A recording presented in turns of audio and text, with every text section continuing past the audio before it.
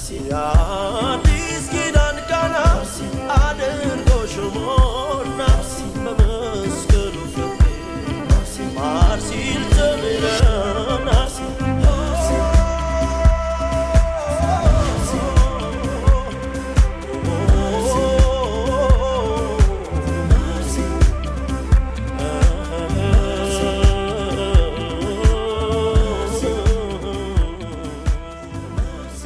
ዛሬ የምንቀጥለው በመጀመሪያ ቃል ነበረ፣ ቃልም በእግዚአብሔር ዘንድ ነበረ፣ ቃልም እግዚአብሔር ነበረ ካለ በኋላ የሚቀጥለው ደግሞ ምን ይለዋል?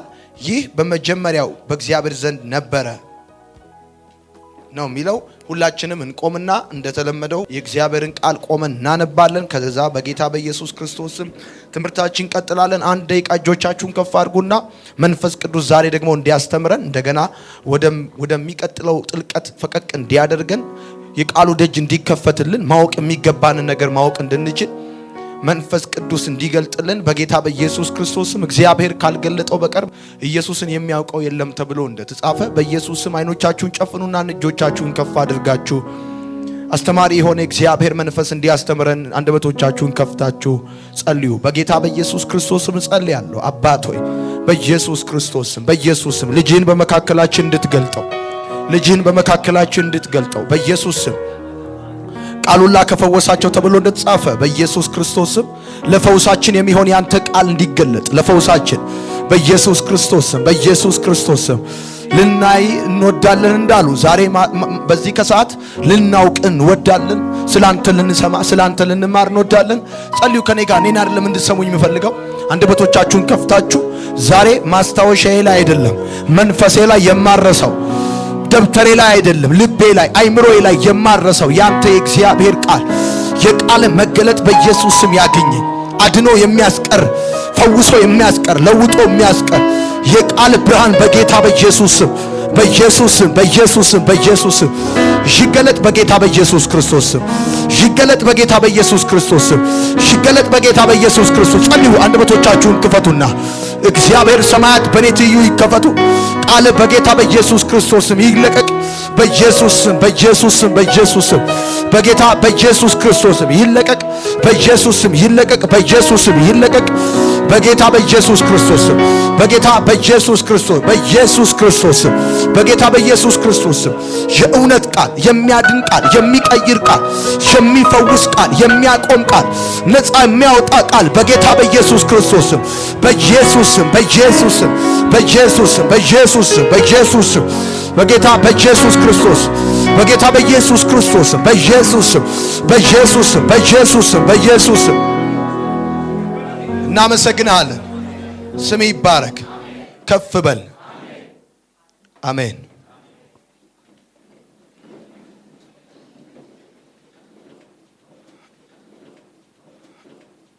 ጌታ ኢየሱስ ሲናገር እንደዚህ አለ። መጽሐፍት ስለኔ ይናገራሉ አለ። ዮሐንስ ወንጌል መጽሐፍ ምዕራፍ 5 ከቁጥር 35 አካባቢ ስታነቡ መጽሐፍት ስለማ ይናገራሉ አለ፣ ስለኔ ይናገራሉ አለ። ያ ማለት ምን ማለት ነው? ዘፍጥረትን አንብበ የምታገኘው ኢየሱስን ነው። ዘውልቁን አንብበ የምታገኘው ኢየሱስን ነው። ዘሌዋውያንን አንብበ የምታገኘው ኢየሱስን ነው። ዘፍጥረትን አንብበ ኢየሱስን ካላገኘው ያነበብከው ዘፍጥረትን አይደለም። ዘሌዋውያንን አንብበ ኢየሱስን ካላገኘው ያነበብከው ዘሌዋውያንን አይደለም።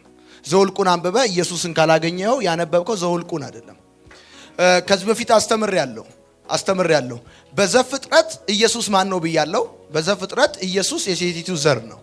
ከዛስ በዘጸአት ኢየሱስ ማን ነው? የፋሲካው በግ። በዘሌዋውያን ኢየሱስ ማን ነው? የመስዋዕቱ በግ። በዘዳግም ማን ነው? የተመታው። እንደዚህ እያልን በየመጽሐፉ ኢየሱስ ክርስቶስ ማን እንደሆነ በሩት መጽሐፍ የሚቤዠውን ቦይዝ በእያንዳንዱ መጽሐፍ ውስጥ ገጽ ለማብዛት የተቀመጠ ምንም ነገር የለም ብዬ አስተምሬያለሁ። ስለዚህ የዮሐንስ ወንጌል ዋናው ዓላማ ምንድነው? ኢየሱስ ክርስቶስ እሱ እግዚአብሔር እንደሆነ መግለጥ ነው። ምክንያቱም ከዚህ በፊት ባለፉት ቀናቶች ስናገር ምን አልኩኝ?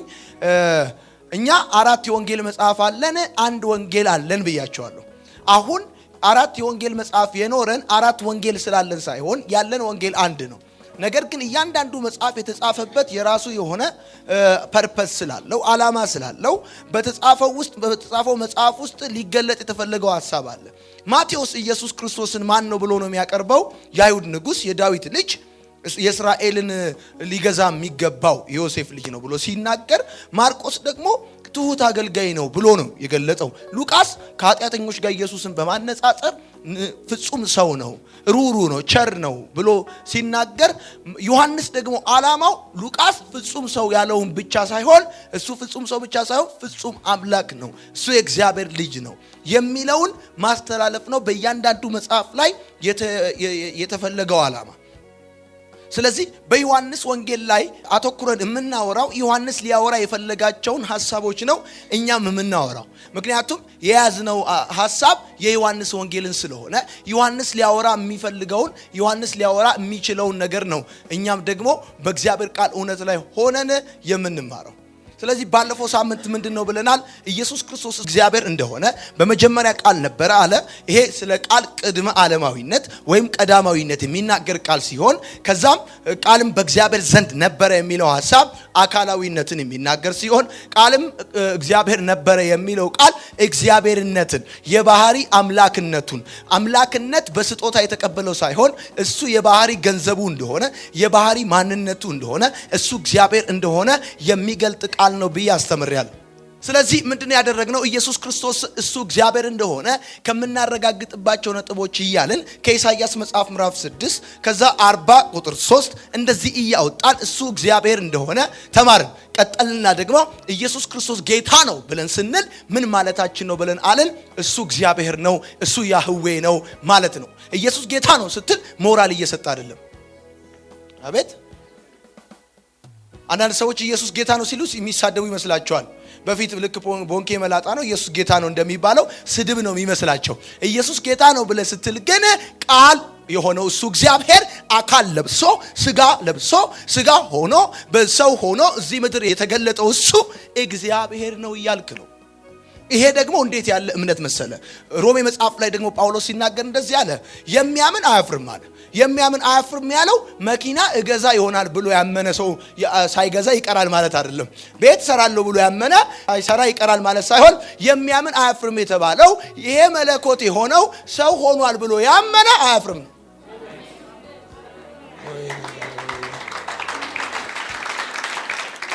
እና የተፈለገበት ዓላማ የተፈለገበት ሐሳብ ኢየሱስ የእግዚአብሔር ልጅ እንደሆነ ገልጦ መናገር ገልጦ ማስተማር ነው ዮሐንስ የተያዘው ሐሳብ።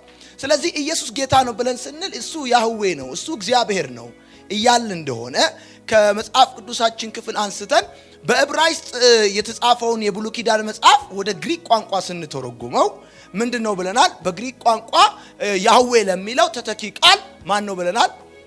ጌታ የሚለው ቃል እንደሆነ ከዘዳግም 6 ቁጥር 5 ዘዳግም 6:16 እያወጣን በእያንዳንዱ የአዲስ ኪዳን መጽሐፎች ላይ ደግሞ ከዕብራውያን መጽሐፍ ምዕራፍ 1 ቁጥር 10 ላይ እያስተያየን ጌታ ተብሎ እንደተተካ ተመረናል ማለት ነው።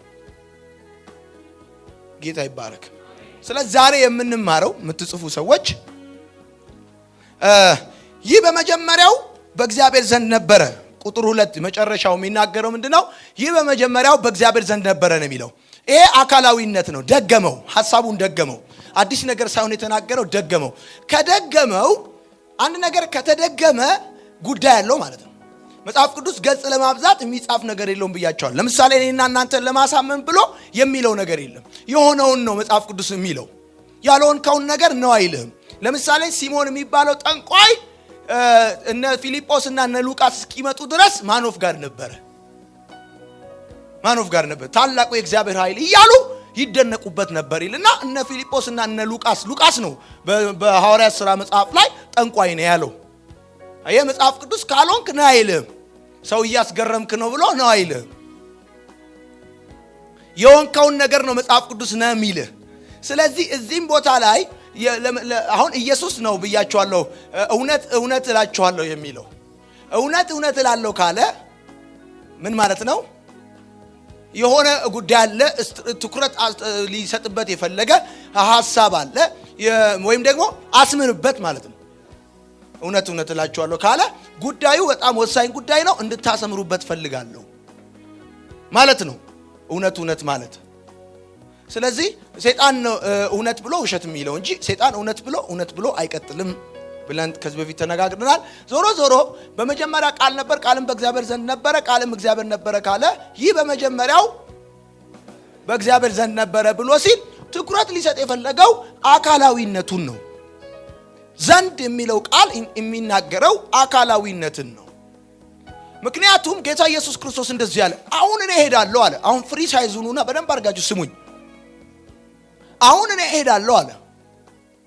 እሄዳለሁ ከዛስ አጽናኙ መንፈስ ቅዱስ ምን እላቸዋለሁ? ምንድነው? እልክላቸዋለሁ። ማንን በሉስ? ማንን? መንፈስ ቅዱስን ምን አደርግላቸዋለሁ? እስቲ እልክላቸዋለሁ በሉ። አሁን እኔ እሄዳለሁ አለ። ኢየሱስ ፐርሰን ነው ብለናል። ለፐርሰን ምትክ ሊሆን የሚችለው ፓወር ሳይሆን ፐርሰን ነው። እሱ ሄዶ ሚልክልን እሱ የሚመጣው በሱ ፋንታ የሚመጣው ራሱ ልክ እንደሱ ፐርሰን ካልሆነ ፐርሰንን ፓወር አይተካውም። ስለዚህ እግዚአብሔር በአካል መለኮት በአካል በሶስት እንደሆነ በመለኮትነት ግን አንድ እንደሆነ ነው እኛ ምናምነው። ምክንያቱም በአካል ሶስት ነው ብለን ያመንነው እሱ አምላካችን እንደዚህ ቆጥረን 1 2 3 ብለን ቆጥረን ሳይሆን ማኒፌስቴሽን ኦፍ ዘ ስፒሪት ነው አንድ ብለን ያልነው። በአባትነት የተገለጠው እሱ እግዚአብሔር ማን ነው አልን?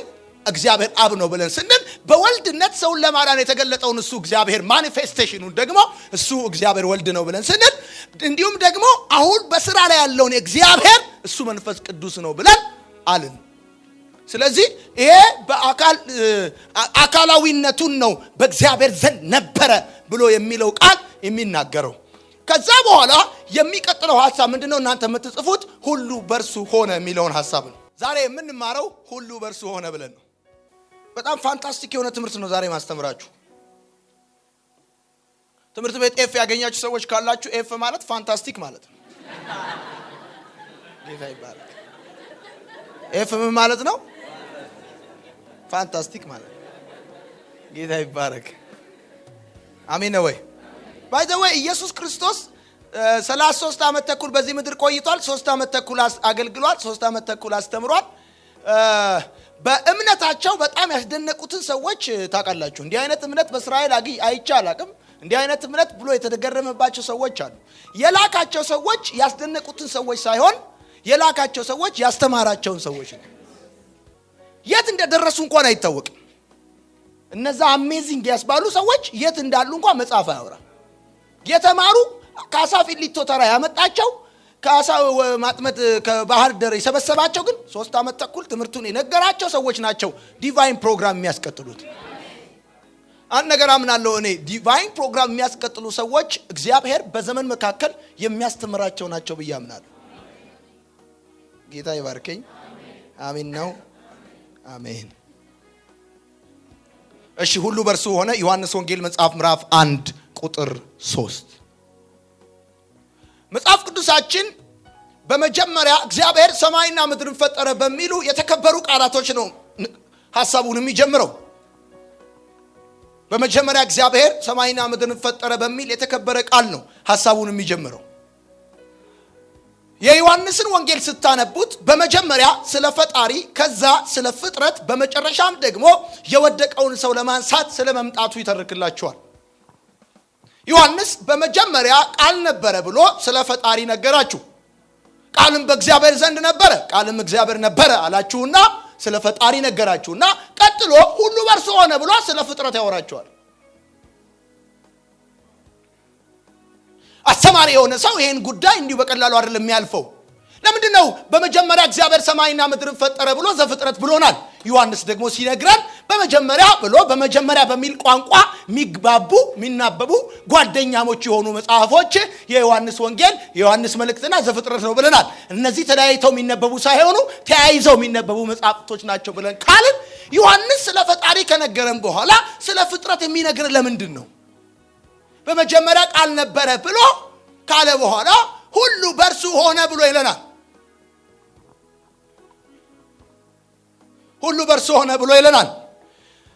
ይሄ ሁሉ በርሱ ሆነ የሚለው ሐሳብ በጣም መሰረታዊ ሐሳብ በእግዚአብሔር ሐሳብ ላይ ከፍ የሚለውን የሰውን ሐሳብ በጌታ በኢየሱስ ክርስቶስ ስም እናዋርዳለን። አሜን። ሁሌ በዘመን መካከል በእግዚአብሔር ሐሳብ ላይ ከፍ የሚሉ የሰው ሐሳቦች እንዳሉ መንፈስ ቅዱስም እግዚአብሔርም በደንብ አድርገው ያውቃሉ። ዮሐንስ በአመታት መካከል በዘመናት መካከል በእግዚአብሔር ሐሳብ ላይ ከፍ ሊል የሚፈልገውን የፍጥረት ሐሳብ የሚያፈርስ ሐሳብ ነው፣ እውነት ነው። በመንፈስ ቅዱስ አማካኝነት ዮሐንስ ስለ ፈጣሪ ካወራ በኋላ ሁሉ በርሱ ሆነ ብሎ የሚያስቀምጠው የሁሉ በርሱ መሆን ሐሳብ ከፈጣሪ ቀጥሎ የተቀጠለበት ዋና ሊተላለፍ የተፈለገ ዓላማ አለው። ሁሉ በርሱ ሆነ የሚለውን ሐሳብ ለማየት ወይም ደግሞ ለመረዳት የሚጠቅመን መጀመሪያ ሁሉ የሚለው ቃል ሰማይና ምድርን ፈጠረ ማለት ሁሉን የሚል ሐሳብ ነው የሚይዘው። ሁሉ የሚለው ፍጥረት ማለት ነው ብላችሁ ጻፉ። ሁሉ በርሱ ሆነ ማለት ፍጥረት ማለት ነው። የሆነ ነገር ከሆነ ፍጥረት ነው ማለት ነው። ሁሉ በርሱ ሆነ ፍጥረት ማለት ምን ማለት ነው? ይሄ ሁሉ የሚለው ፍጥረት ማለት ከሆነ ሁሉ በርሱ ሆነ የሚለውን ሐሳብ ለመረዳት የመጀመሪያው ጠቃሚ ነገር ምንድነው ብላችሁ ከጠየቃችሁኝ ፍጥረት ማለት ራሱ ምን ማለት ነው? ፍጥረትን እንደ መጽሐፍ ቅዱስ ወይም እንደ መንፈሳዊ ሰው እንዴት ነው ምን ተረጉመው? ፍጥረት አንዳች ግዴታ ነው ወይ? አንዳንድ ሰዎች ፍጥረት ማለት አንዳች ግዴታ ማለት ነው ወይም ደግሞ የጭፍን ዕጣ ፋንታ ውጤት ነው ይላሉ፣ ወይ ደግሞ አጋጣሚ ነው ይላሉ። ፍጥረት አንዳች ግዴታ አይደለም። ፍጥረት የጭፍን ዕጣ ፋንታ ውጤት አይደለም። ፍጥረት አጋጣሚ አይደለም። አጋጣሚ አይደለም። እና ታዲያ ፍጥረት ምንድነው ካላችሁኝ የእግዚአብሔር የማዳን እቅዶች ሁሉ መሰረት በክርስቶስ ኢየሱስ የሚፈጸመው የደህንነት ሥራ መጀመሪያ ነው ፍጥረት። ጻፉ።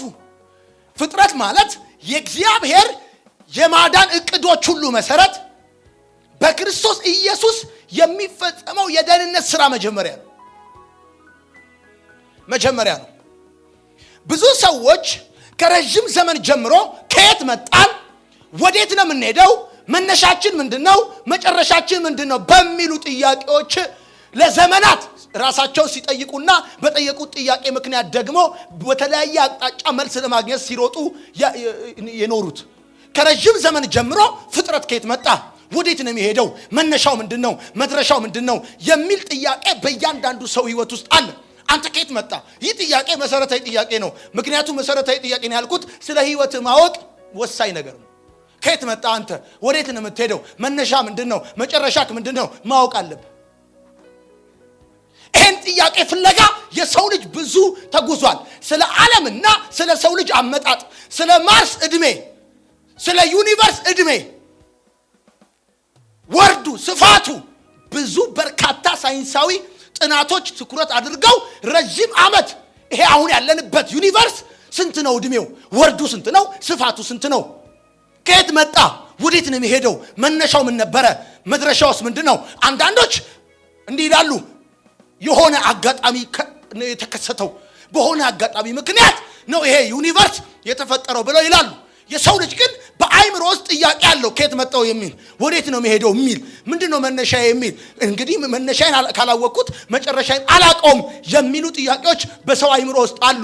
ለነዚህ ዮሐንስ የሚናገረው ቃል ለዚህ ጥያቄ መልስ የሚሆን ልብን የሚያሳርፍ ቃል ነው። ሁሉ በእርሱ ሆነ ብሎ አሜን አሜን። ወይኔ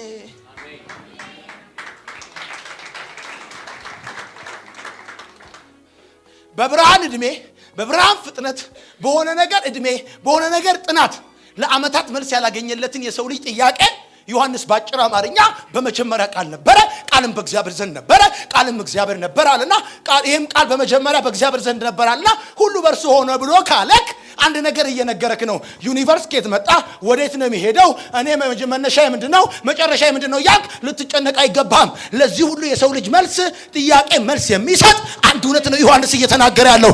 የሆነ ሁሉ ከሱ የተነሳ ሆኗል። አንዳንድ ሰዎች ሲናገሩ እንደዚህ ይላሉ፣ ፍጥረት የሚተዳደረው በማይታወቅ አስገዳጅ ኃይል ነው ብሎ ይላሉ። አንዳንዶች ደግሞ በእድል ነው ይላሉ። አንዳንዶች ደግሞ በአጋጣሚ ነው ይላሉ።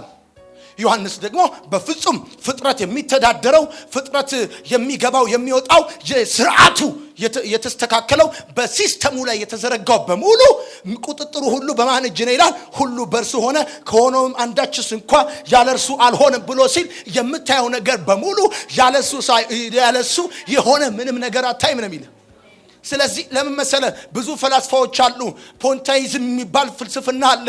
ይሄ ፍልስፍና ምን ማለት ነው? አንዳንድ ሰዎች ሲናገሩ እንደዚህ ይላሉ፣ ሁሉም ነገር እግዚአብሔር ነው ይላሉ። ዓለም ማለት እግዚአብሔር ማለት ነው፣ የዓለም እድገት የእግዚአብሔር እድገት ነው ማለት ነው የሚል ፖንታይዝም የሚባል ፍልስፍና አለ። የምታየው በሙሉ እግዚአብሔር ነው ይላል። ይሄው ዛፉን፣ ይሄው ቅጠሉን፣ ይሄው ድንጋዩን፣ ይሄ ፍጥረት በሙሉ እግዚአብሔር ነው ይላል። ይሄ አንድ ፍልስፍና ነው። ዮሐንስ ወንጌልን እንደሚያጠናና ወይም ዮሐንስ ወንጌልን ለማስተማር እድል እንዳገኘ ሰው ስነግራችሁ ዮሐንስ ሁሉ በእርሱ ሆነ ብሎ የሚለውን ሐሳብ ያለበት ምክንያት አለው። ዮሐንስ በግሪክ ቋንቋ በ90 ዓመተ ምህረት አካባቢ ይሄንን ከ85 እስከ 90 ባለው ዓመተ ምህረት አካባቢ የዮሐንስ ወንጌል ሲጽፍ አንዳንድ ረቀናል መጥቀናል ብለው የሚሉ ጥቃቅን ፈላስፋዎች ግሪክም አካባቢ አሉ። ሰው ማለት ኮባ ማለት ነው የሚሉ ከወደቀ አይነሳ የሚሉ። ለዚህ እኮ ነው ጳውሎስም ስለ ትንሣኤ ነገራቸው። በመበስበስ ይዘራል አለ፣ ባለመበስበስ ይነሳል አለ። የግሪክ ፈላስፋዎች አሪዮስፋጎስ የሚባል አደባባይ ላይ ቁጭ ብለው በየቀኑ አዳዲስ ነገር ያወራሉ፣ አዳዲስ ፍልስፍና ይሰማሉ። ስለዚህ ዮሐንስ ሲጽፍላቸው ዓለም በዚህ ፍልስፍና ተይዛለች። አንደኛው ፍልስፍና ሁሉ ነገር እግዚአብሔር ነው የሚል ነው። ይሄ ፍልስፍና ደግሞ ፖንቴይዝም ይባላል። ሌላው ፍልስፍና ደግሞ ሁለትዮሽ ፍልስፍና ይባላል።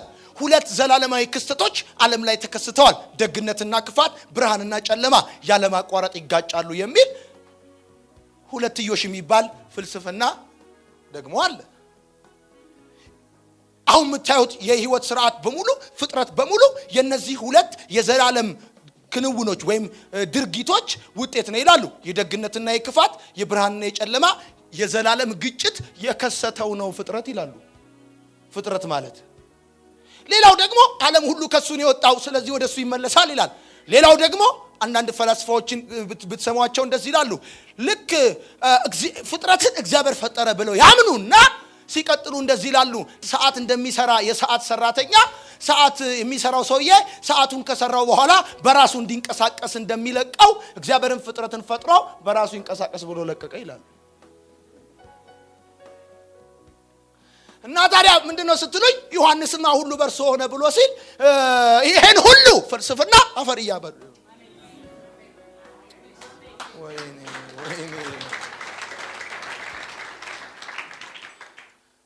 ሁሉ በእርሱ ሆነ ይላል። ሁሉ በማ እና ከሆነውም አንዳችስ እንኳን ብሎ ሲል እንዴ እሱ ፈጥሮ አለቀቀውም። እያንዳንዱ እንቅስቃሴ በሱ እጅ ነው። የዚህ ዓለም ታሪክ መሪ እሱ ነው። ኢሉሚናቲዎች አይደሉም ይሄን ዓለም የሚመሩት። ሁሉ በእርሱ ነው የሆነው። ከሆነውም አንዳችስ እንኳን ያለ እርሱ የሆነ የለም። የዚህ ዓለም ታሪክ መሪው እሱ ነው። ይሄ ዓለም ና ሲባል ለምን ብሎ እንዳልመጣ፣ ሂድ ሲባል ወዴት ሳይል ሄዳል።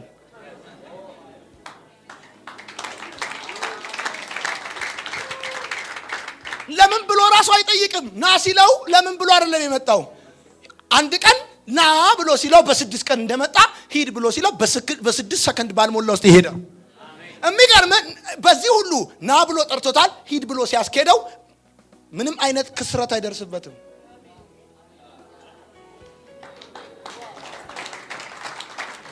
ለመሰላችሁ ሁሉ ጊዜ ቡዳ እያላችሁ አትችሉትም። መኪና ውስጥ እየሄዳችሁ አንዳንድ ፈላስፋንን የሚሉ ሰዎች ያጋጥሟቸዋል። ምን ማለት ነው? ዓለም የሁለትዮሽ ክስተት ግጭት ውጤት ነው የሚሉ። ኦኬ ለዛ የነሱን ፍልስፍና ዛሬ ተምራቸዋል ማለት ነው። አቤት የዮሐንስ ደግሞ አለ ሁሉ በእርሱ ሆነ አለ። ወይኔ ሁሉ በእርሱ እኮ መልእክት አላት እኮ። አልገባችሁም እኮ እኔ እናንተን በወንዝ ዛፍ ላይ አወጣለሁ እኮ። እኔ እናንተም በሆን እዚህ ወንበር ላይ ወጣለሁ ማልወጣ በጣራ ላይ ሁሉ ልወጣ እችላለሁ። ሁሉ በእርሱ ሆነ ብሎ ሲል ቆይ በመጀመሪያ ሰማይ ልንገርህ። በመጀመሪያ ቃል ነበረ፣ ቃልም በእግዚአብሔር ዘንድ ነበረ፣ ቃልም እግዚአብሔር ነበረ ብሎ ስለ ፈጣሪ ከነገረ በኋላ የማይመረመረውን የሱን ማንነትና የማይደረስበትን ህልውናውን ከተረከልህ በኋላ ከተናገረ በኋላ ግኝት ሁሉ አስገኝ ያለው ሁሉ በእርሱ ሆኗል፣ እሱ ግን በማንም አልሆነም ነው እያለ ያለው።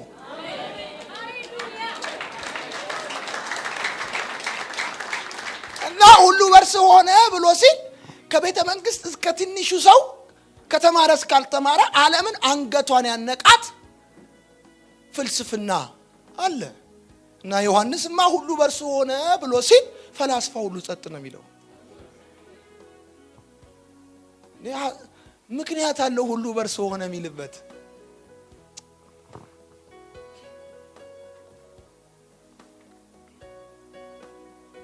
አንተ ያገል ጠይቃችሁ የፍጥረት ሚስጥር መገለጥ ከአምላክ ሚስጥር መገለጥ ተለይቶ አይታይም። ጻፉ። የፍጥረት ሚስጥር መገለጥ ከአምላክ ሚስጥር መገለጥ ተለይቶ አይታይም። ምክንያቱም አምላክ ሚስጥሩን የሚገልጠው የፍጥረትን ሚስጥር በመግለጥ ውስጥ ነው። የፍጥረትን ሚስጥር ሲነግራችሁ ለማንም ሊገልጥ ያልተገለጠውን የሱን ሚስጥር እየገለጠላል። የእግዚአብሔር የኃይሉ የመጀመሪያ ምስክር ፍቅር ነው። ምን ማለት ነው? እግዚአብሔር ሁሉን የፈጠረው ክብሩን ለመጨመር ሳይሆን ክብሩን ለመግለጥ ነው። ሰማይን ፈጥሮ ከዋክብትን ፈጥሮ ክብር ሊጨምር አይደለም፣ ክብሩን ሊገልጥ ነው። ወይኔ ሰው በአንደኛው ፎቅ ላይ ሌላኛው ፎቅ የሚጨምረው ክብሩን ለመጨመር ነው። በአንደኛው መኪና ላይ ሌላኛው መኪና የሚደርበው ክብሩን ለመጨመር ነው። እሱ ግን ፍጥረትን ሁሉ የፈጠረው ክብሩን ሊጨምር አይደለም። አይገርምም? ዝም ብሎ አሁን ሌላ ዓለሞች እኮ የሚለው እኮ ዓለም አይደለም፣ ዓለማት ነው የሚለው። ዓለማት ካለ አንድ አይደለም፣ ዓለማት ካለ ብዙ ማለት ነው። እንዴ ሌላ አሁን ያለውን ዓለማት ያህል ሌላ ቢደርብ አሁን በእግዚአብሔር ክብር ላይ ቅንጣት ክብር አይጨምርም። የምጽፉ ሰዎች ካላችሁ ሁሉ በእርሱ ሆነ የሚለው ቃል እግዚአብሔር ሁሉን ነገር የፈጠረው ክብሩን ለመጨመር ሳይሆን ክብሩን ለመግለጥ ነው። ቆይ እሺ፣ ለመፍጠር እግዚአብሔር ሪዝን የሆነው ነገር ፍቅር ካልሆነ በስተቀር ፍጥረት ለመፈጠር ምንም ሪዝን የለውም። እግዚአብሔር ፍቅሩንና ክብሩን ለመግለጥ ካልሆነ በስተቀር አንተ ለመወለድ ምን ሪዝን አለክ? አንተ ለመፈጠር ራሱ ሪዝን የለም። እግዚአብሔር ክብሩንና ፍቅሩን ለሰዎች ለመግለጥ ነው፣ ለፍጥረት ለመግለጥ ነው ፍጥረትን ራሱ የፈጠረው። ያንተ መፈጠር የእግዚአብሔር የፍቅር መገለጥ ነው። ፍጥረታት ህልውና ያገኙት የፍቅር ቁልፍ እጁን ሲከፍት ነው። ምንድን ያዋጣኸው ለመፈጠር?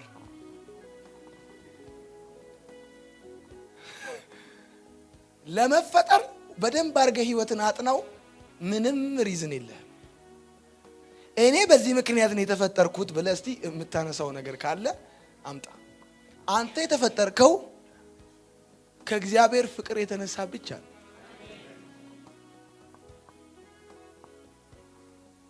ከእግዚአብሔር ፍቅር የተነሳ ብቻ ነው የተፈጠርከው። እግዚአብሔር ፍቅሩና ደግነቱን ለማሳየት ነው የፈጠራችሁ። አሁን ሁሉ በእርሱ ሆነ የሚለውን ሐሳብ ለማጠናከር ነው በሚቀጥለውም ቀን ስለምንቀጥለው ማለት ነው። እና በደንብ አድርጋችሁ ጻፉ።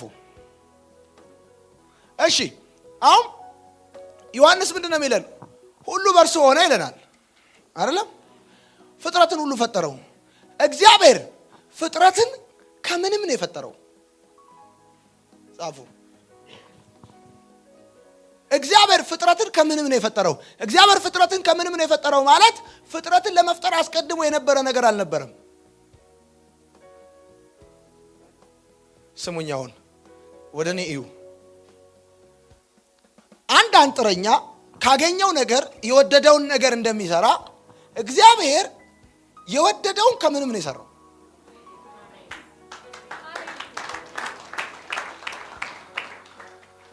አንድ አንጥረኛ ለምሳሌ አንድ ብረት ወስዳችሁ ከፈለጋችሁ ዶማ፣ ከፈለጋችሁ አካፋ፣ ከፈለጋችሁ መዶሻ እንደምታረጉት መዶሻም አካፋም ዶማም የፈለጋችሁትን ፌሮም አድርጉት። ይሄን ነገር ለማድረግ ግን አንድ ነገር ያስፈልጋችኋል።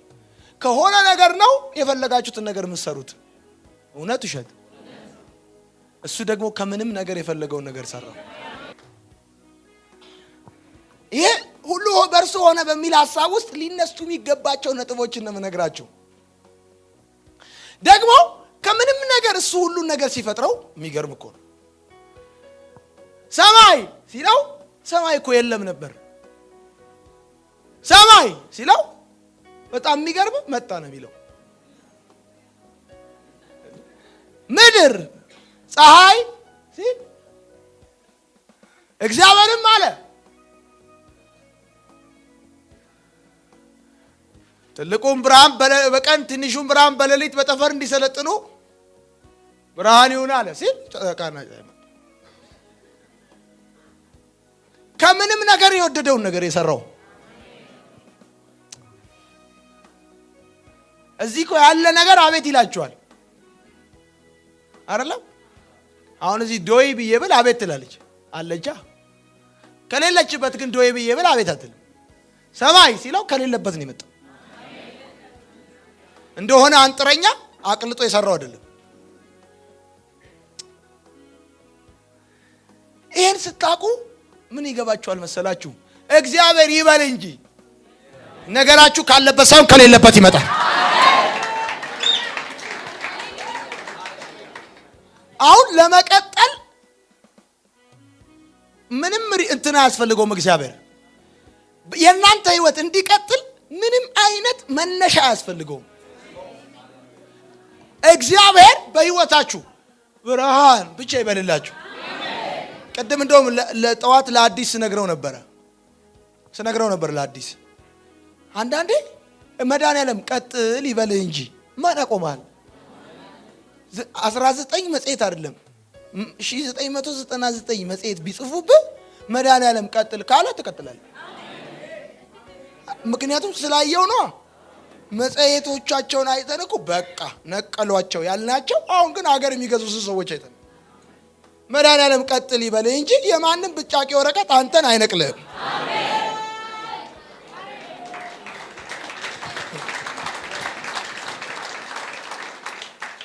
እንዴ ዮሐንስ ሁሉ በርሱ ሆነ የሚለው እኮ ልብን የሚያሳርፍ ነው። በቃ ተረጋጋ። የሱን ፍቃድ አምልጦ የመጣ ምንም ታሪክ የለም። ወደፊትም እንዴት ሆናለሁ ብለህ መስጋት የለብም። ሁሉ ነገር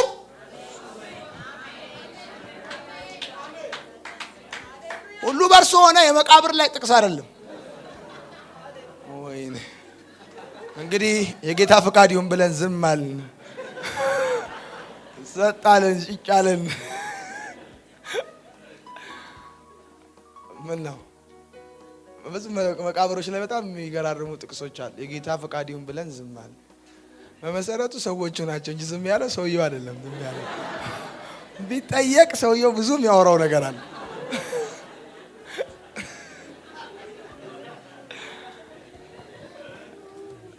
ጌታ ይባረክ። ሩጫዬን ጨርሻለሁ፣ ሃይማኖቴን ጠብቄያለሁ። ከእንግዲህ በኋላ የሚጠብቀኝ ክብራ የጽድቅ አክሊል ነው ምናምን። የጳውሎስን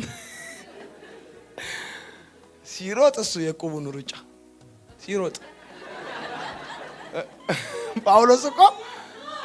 ጳውሎስ እኮ ሩጫውን እኮ ነው ያለው። ጳውሎስ ሩጫውን የራሱን እኮ አይደለም የእግዚአብሔርን ነው ያለው።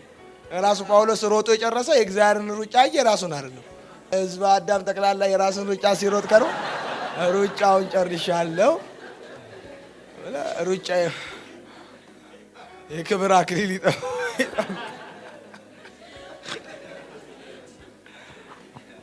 ወይ መድኃኒዓለም። ባይ ዘ ዌይ ዮሐንስ የሆነ እንደሆነ ፕሌን ቁጠሩትና እዛ ፕሌን ውስጥ ገብታችሁ ከዮሐንስ ጋር አጠገቡ ብትሆኑ የሚያወራላችሁን ነገር ሁሉ በርሱ ሆነ ሲላችሁ በፍጥሞ ደሴት የታሰረ ለ65 ዓመት አምላኩን በታማኝነት ያገለገለ ኢየሱስ ይወደው የነበረ ደቀ መዝሙር እናቱን አደራ ያለው ሰው ነው። ሁሉ በእርሱ ሆነ እያለ ያለው እና በሁሉ በእርሱ ውስጥ የስንት ሳይንቲስት እንደዚህ ብሎ የተከሉበትን ጉዳይ መሰላችሁ አንስታችሁ ቁጭ አድርጋችሁ ክብር ለጌታው የምትሉት ክብር ለጌታው የምትሉት ክብር ለጌታው የምትሉት። ሌላኛው ነጥብ የምትጽፉ ሰዎች እግዚአብሔር ከምንም ነው ዓለምን የፈጠረው አላችሁ። ቀጥላችሁ የምትጽፉ ሰዎች እግዚአብሔር ከምንም ዓለምን ሲፈጥር ስርዓት ያለው ዓለምን የፈጠረው። አይገርምም? ቆይ አንተ ኦክሲጅን ታስገባና ካርቦን ዳይኦክሳይድ ታስወጣለህ። አቤት! ይሄንን ካርቦን ዳይኦክሳይድ የሚቀበሉ ግሪን ፕላንቶችን አስቀምጦልሃል። በቃ ይሁኑ ብሎ ሲል አንተ ከፈጠራቸው በኋላ አንተ ትተነፍሳለህ፣ አንተ ትቀበላለህ። አንተ ከተቀበልክ በኋላ አንተ ደግሞ ትሰጣለህ። አንተ እንዲኮንክ በኋላ እንዲህ ብሎ ኦርደር አልሰጣቸውም። ራሱ ሲፈጥራቸው ኦርደራቸውን ጠብቀው ነው የሆኑት። ወይኔ ጌታ ይባርከኝ። ጋድ ዘራው። እንዴት ያለ እኮ ባለ ጸጋ አምላክ እኮ በጣም እኮ የሚገርም ነው። አሁን ማወራው ገብቷቸዋል። ስርዓት ያለው ዓለም ነው የፈጠረው። ቆይ አሁን ፀሐዩን ጨረቃውን ብሎ አላቸው። ከዛ በኋላ እግዚአብሔር ሲላቸው ሌሊት ጨረቃ ልትመጣ፣ ቀን ፀሐይ ልትመጣ ኤቭሪ 12 ሰዓት በየ12 ሰዓቱ እየተጠባበቁ ይሄ ኦርደራቸው ካላቸው ቀን ጀምሮ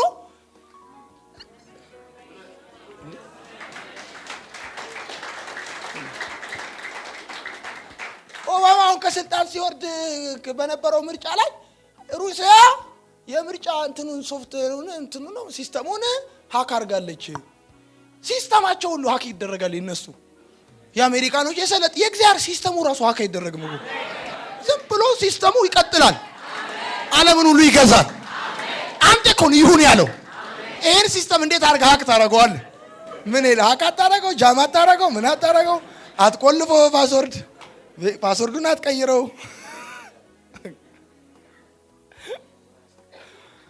ብቻ ስርዓቱን የጠበቀ ዓለም ፈጠረ። ደግሞ የሚገርመው ይሁን ቢል በዛ ውስጥ ነው ኦርደራቸውን ይዘው። ምክንያቱም የእሱ ቃል እንደዛ ነው። ይሁን ሲል ኦርደራቸውን ባይጠብቁ ኖሮ ላይቭ እንደዚህ ስርዓቱን ጠብቆ ግራቪቲ ይኸው እንሄዳለን። አይገርምም? ዘመን አልፎ ዘመን ሲመጣ ሂትለር ወዶ ሌላ ሰው ሲመጣ ላይቭ ኦርደሩን ጠብቆ የሚገርም ክፉ ሰው ስትሆን ነገር ድንጋይ አይሆንብህም። ይሁን ብሏል። 100 ሰው የገደለም ሰውዬ ምንም ያልገደለም ሰውዬ ሲስቡ ኦክሲጅን ነው የሚስቡት። ኦርደር ነው እያንዳንዱ። እግዚአብሔር ባለጸጋ ነው ሲሰራው። አሁን እንደዚህ እኮ ነው ማሰብ ያለባችሁ። ሁሉ በእርሱ ሆነ ብሎ ሲል አንዳንድ ፈላስፋዎች አሉ። ገብቷቸዋል። ቅድም ያወራውላችሁ ምልከታዎች አሉ። ዮሐንስ ሁሉ በእርሱ ሆነ ብሎ ሲል ይሄ ከየት መጣ? ወዴት ነው የምንሄደው? መነሻችን ምንድነው? መጨረሻችን ምንድነው? ብለው ጥያቄ ለሚፈጥርባቸው የሰው ልጆች ተሰብስበው ሁሌ ለሚነጋገሩ ዮሐንስ አጭርና ግልጽ መልስ ነው የሚሰጣቸው። ሁሉ በእርሱ ከሆነ የሚል መልስ አግኝታል። ሲቀጥል ደግሞ ሁሉ በእርሱ ሆነ የሚለው ነገር ውስጥ ይሄ የሆነው ነገር በሙሉ ከምንም ነው የሆነው። ባይ ዘ ዌይ ባዶነት የታሪክ መጨረሻ አይደለም። ባዶነት የታሪክ መጀመሪያ ነው። ባዶ ሆናል ማለት ማብቂያ ነው ማለት አይደለም። እንደውም ማብቂያ ይሞላል ሰሞን። የብዙ ሰዎች ማብቂያ እንደውም ሙላት ነው።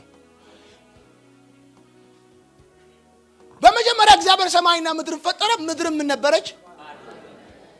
ይሄ ባዶ ባይኖርማ ነገር እንዴት ይመጣል? ባዶ የታሪክ ጅማሬ እንጂ የህይወት ማብቂያ ነው ያለክ ማን ነው? ወይኔ ሁሉ በእርሱ ሆነ ብሎ ሲል እያንዳንዱ ፍጥረት ኦርደሩን ተከትሎ ኦርደሩን ጠብቆ ቦታውን ይዞ ሳይዛነፍ አይገርምም?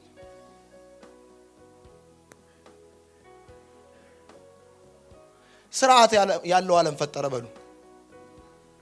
ስለዚህ ዮሐንስ ሁሉ በእርሱ ሆነ ብሎ ሲል ይህ ዓለም ባለቤት አለው ያለ ነው። ምን አለው? ይህ ዓለም ምን አለው? ና ሲለው ለምን ብሎ እንዳልመጣ ሂድ ሲለው ወዴት ሳይል ይሄዳል። ባለቤት አለው እያለ ነው። ሁሉም ነገር በእርሱ ከሆነ በሁሉም ነገር ውስጥ የእሱ ዓላማ አለ። ዓላማ የሌለበት የሆነ ነገር የለም። ባይ ዘ ዌይ የሁሉ ነገር ፈጣሪ እሱ እንደሆነ ታውቃላችሁ። አሁን እያወራ ያለው ምንድነው? ፍጥረት የተፈጠረበትን ኦርደር ይነግራቸዋል። ዮሐንስ ግን ኦርደሩን ሳይሆን የሚነግራችሁ እሱ ፈጣሪ እንደሆነ ይነግራቸዋል። ምክንያቱም ፕሮግራሙ እሱን እግዚአብሔር እንደሆነ መናገር ነው። በአብና በመንፈስ ቅዱስ ላይ ፎከስ አያደርግም። ሁሉ በእርሱ ሆነ ብሎ ምክንያቱም ቃል ነበር፣ ቃልም በእግዚአብሔር ዘንድ ነበር፣ ቃልም እግዚአብሔር ነበረ፣ ቃልም በመጀመሪያ በእግዚአብሔር ዘንድ ነበር አለና ሁሉ በእርሱ ሆነ ሲላችሁ አሁን ፎከስ አድርጎ የሚናገረው አብና መንፈስ ቅዱስ ላይ ሳይሆን ቃል ላይ ነው። ኦርደሩን አይደለም የሚነግራችሁ፣ በሱ እንደሆነ ነው የሚነግራችሁ። የተያዘበት ዓላማው እሱ አምላክ እንደሆነ እግዚአብሔር እንደሆነ ማስረገጥ ስለሆነ የነፍሳችሁ ፈጣሪ እሱ እንደሆነ ታውቃላችሁ። አቤት እስቲ አንደኛ ጴጥሮስ መጽሐፍ ላይ አውጡና አንደኛ ጴጥሮስ መጽሐፍ ምዕራፍ 4 ቁጥር 19 ስለዚህም ደግሞ እንደ እግዚአብሔር ፈቃድ መከራን የሚቀበሉ መልካምን እያደረጉ ነፍሳቸውን ለታመነ ፈጣሪ አደራ ይስጡ። ድገምና ሁላችሁም አንብቡት እስቲ 1-3 ስለዚህ ደግሞ አንብቡት እሺ። እንደ እግዚአብሔር ፈቃድ መከራን ይቀበሉ መልካምን እያደረጉ ነፍሳቸውን ለታመነ ፈጣሪ አደራ ይስጡ። ነፍሳቸውን ለታመነ ፈጣሪ አደራ። ይሄንን ሐዋርያት ሥራ መጽሐፍ ምዕራፍ 7:54 አንብቦሲ 7:54 ይህንን በሰሙ ጊዜ በልባቸው በጣም ተቆጡ፣ ጥርሳቸውንም አፋጩበት። መንፈስ ቅዱስንም ተሞልቶ ወደ ሰማይ ትኩር ብሎ ሲመለከት የእግዚአብሔር ክብር ኢየሱስንም በእግዚአብሔር ቀኝ ቆሞ አየና ማንን? የእግዚአብሔር ክብር ማንን? በማን ቀኝ ቆሞ አየና? በመሰረቱ the ብቸኛው ቦታ ኢየሱስ ከዙፋኑ ቆሞ ወይም እግዚአብሔር ከዙፋኑ ቆመ የሚልበት ቦታ ይሄ ነው። በመሰረቱ እግዚአብሔር ለማንም አይቆምም፣ ለልጁ ነው የሚቆመው። ምን ማለት ነው አትሉ? ከሰማይ ወደ ምድር ሲያይ እሱን የሚመስል ሰው ሲያይ ቆመ። ይዲ ብሉ እሱን የሚመስለው እስጢፋኖስ ነው። የሚያደርጉትን አያውቁምና ይቅር በላቸው። ይሄን እኮ ንግግር ኢየሱስ መስቀል ላይ ብሎታል። ቁርጥ ራሴን ብሎ ቆመ።